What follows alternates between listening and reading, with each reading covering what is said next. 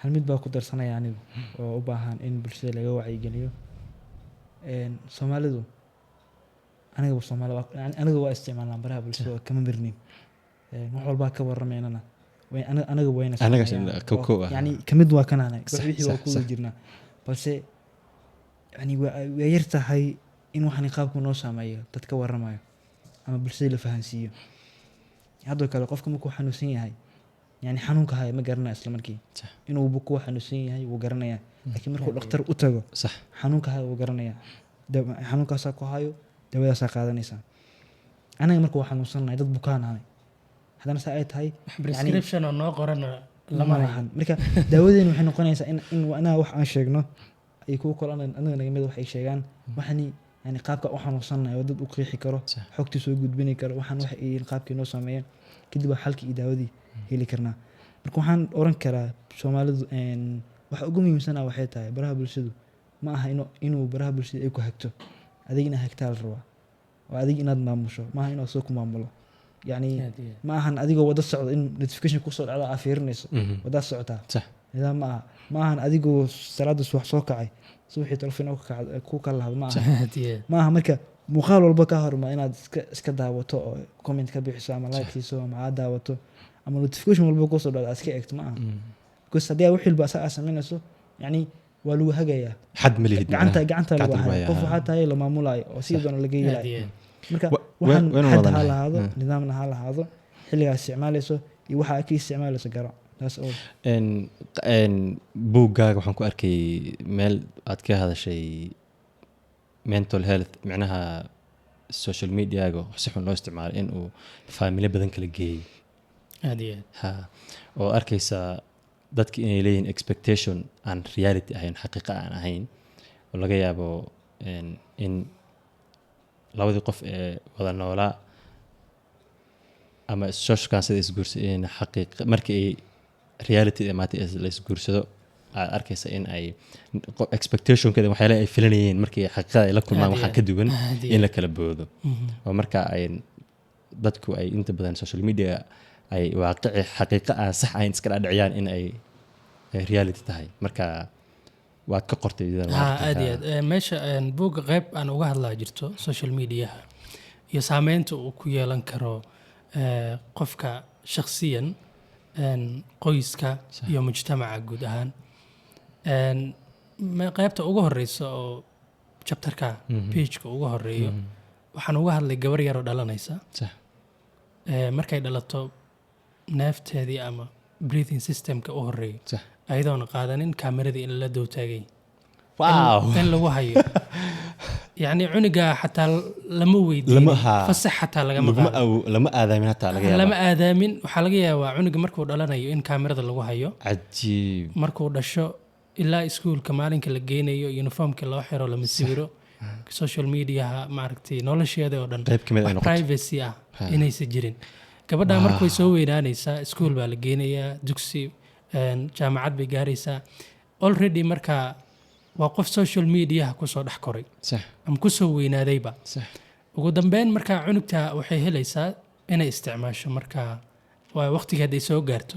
waxay furanaysaa Instagram, Facebook, Snapchat, badii gelisaa. marka waxa loo soo diyaariyey qofta marka cuniga yarka ah maalinka u horeysay wuxuu ku yeelanayaa saameyn, wuxuu la soo korayay hadday noqoto tusaale waxaad isticmaasho inta badan saameyn bay kugu yeelanaysaa, waxaad ku hadasho saameyn ay kugu yeelanaysaa, waxaad ka fikirto saameyn ay kugu yeelanaysaa. social mediaha cuniga yarka markuu saa uu isticmaalo waalidkiina uu maaragtay intuu ka soo weynaanayay uu ka soo qaangaaray intuu isticmaalayay, haddii cuniga markuu weynaado social mediaha way u sahlanaanaysaa. cuniga marka nolol kale ma yaqaanoon ahayn mida social media waa wuxuu ku soo koray. marka waa mental health runtii qofka marka uu yar yahay uu saas oo kale uu stage uu soo maro waa gooni. qofka kale oo caadiga ah oo asoo weyn isticmaalayay ku yeelataa saameyn runtii oo xagga maskaxiyana oo qofka soo hadda sadiiq uu sheegayay yani markaad soo kacdid awood aad taleefonka askaga celisid ma haysid xataa hadda iska controleysid waxaad arkaysaa adaa soo qaaday notification iyo wax ku soo kacay the first thing marka intaad dhihi lahayd ducadii marka la soo kaco akhrin lahayd iyo adkaartii iyo inaad soo boodid notification waxa ugu horeysa u mahad celisid followskaagii iyo dadka maaragtay baraha bulshada kaa taageera bedelka alxamdulilah aad dhihi lahayd oo ilaah u mahad celin lahayd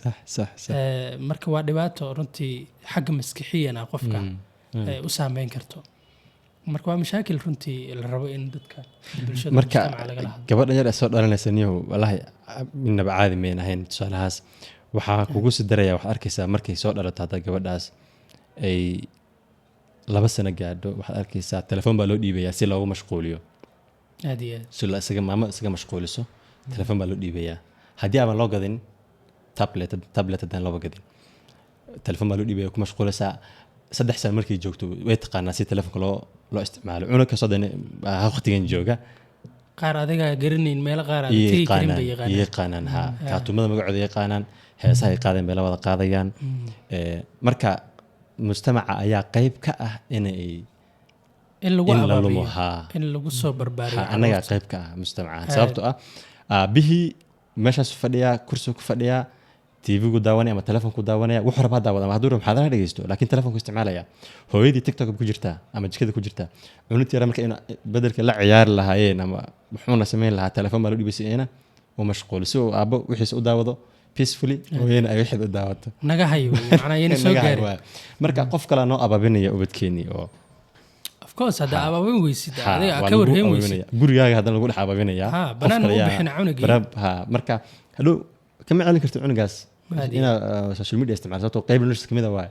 sida adiga nolosheeda uga mid tahay cunuga yarka ayuu social media-ga qayb uga yahay tusaale waxaa jira documentary caana jira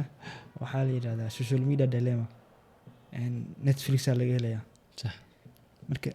documentarygaas haddii aad daawato oo dhuuxdo wacyi badan kusoo kordhinaya dadka marka documentary ka qayb qaadanaya waa dad ka soo shaqeeyay aaladahan aan isticmaalana Facebook, Instagram, YouTube, WhatsApp dad kambaniyada usoo shaqeeyay ayaa ka qayb qaadanaya yani waa laga wareysanayaa waxaan yani qaabkii bulshada uga gadaan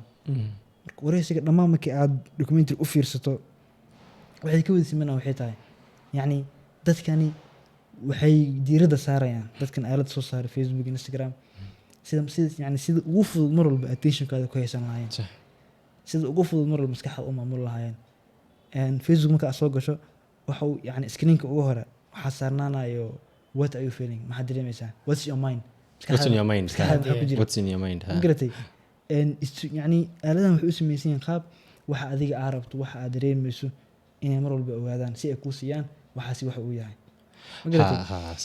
sidoo kale waxay uga qayb qaadanayaan in mataqaantaa mar walba fashion cusub design cusub soo saaraan yani sida ugu fudud loo isticmaali sida ugu xisa dhicin sida ugu quruxda badan hadda YouTube qaabka maanta designkiisa ma aha waa la bedelay Instagram qaabku yani designkiisa ma waa la bedelay updated version yani every application waa la bedelay ku saleysantaa baahida iyo qofka sababtoo sidaan loogu xisa dhicin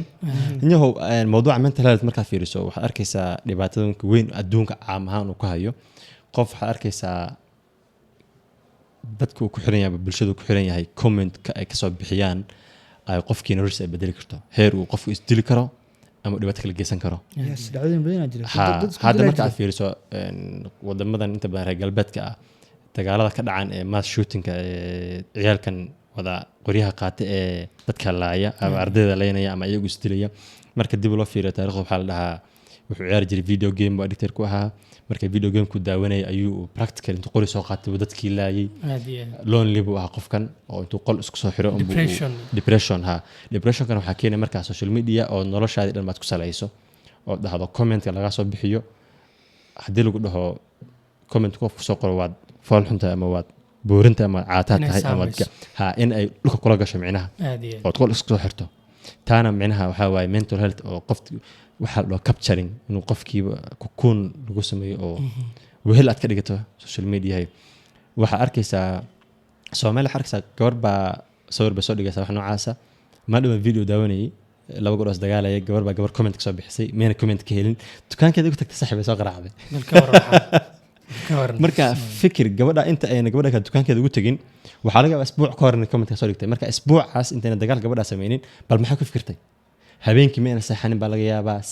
u qorshaysay gabadha in saameyn tala ku yeelato marka gabadhaas qof qumanata maskaxiyan ma ahan sababtoo qof hadal uu ku dhahay ayaa laga beenaa inta ama bal kuu qaatay inaad gabadha raadinaysay dukaankay leedahay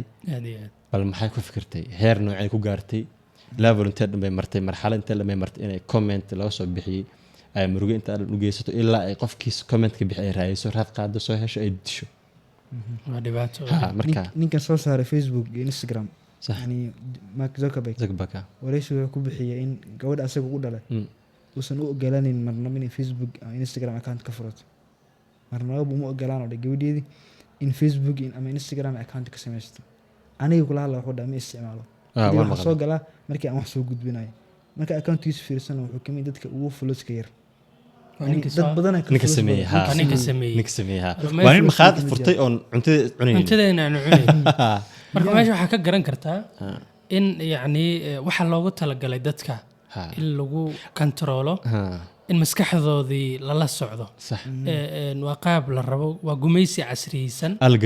algorithmka of course oo ay isticmaalaan waa different